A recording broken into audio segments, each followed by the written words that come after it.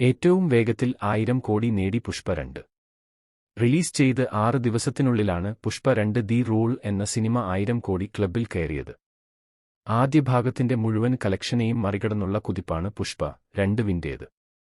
ഇതോടെ ഇന്ത്യൻ സിനിമയിലെ തന്നെ പല റെക്കോർഡുകളും പഴങ്കഥയായി. ഇതിനു മുൻപ് 1000 കോടി നേടിയ ഇന്ത്യൻ സിനിമകൾ Baahubali 2 the conclusion, dangal, RRR, KGF, കൽക്കി, പഠാൻ, ജവാൻ എന്നിവയാണ്. 5 ദിവസം കൊണ്ടാണ് ഷാറുഖ് ഖാന്റെ പഠാൻ ആഗോളതലത്തിൽ 500 കോടി ക്ലബ്ബിൽ ഇടം നേടിയത്. ജവാന് 13 ദിവസവും, സ്ത്രീ 2 22 ദിവസവും, ഗദ്ദർ 2 24 ദിവസവും എടുത്താണ് 500 കോടി ക്ലബ്ബിലെത്തിയത്.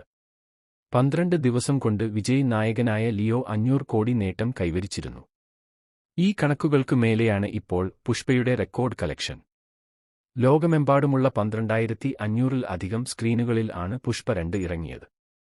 പ്രീ സെയിലിൽ നിന്ന് മാത്രം ചിത്രം 100 കോടി നേട്ടം സ്വന്തമാക്കിയിരുന്നു. തെലുങ്ക്, തമിഴ്, മലയാളം, ഹിന്ദി, കന്നഡ, ബംഗാളി ഭാഷകളിലാണ് ചിത്രം പ്രദർശനത്തിനെത്തിയിരിക്കുന്നത്.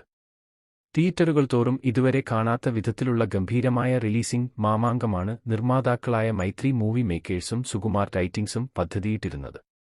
അത് ഏറെ ഫലം കണ്ടു എന്നാണ് കളക്ഷൻ സൂചിപ്പിക്കുന്നത്. ചിത്രം കേരളത്തിൽ വിതരണത്തിനെത്തിച്ചിരിക്കുന്നത് E4 എന്റർടൈൻമെന്റ്സ് ആണ്.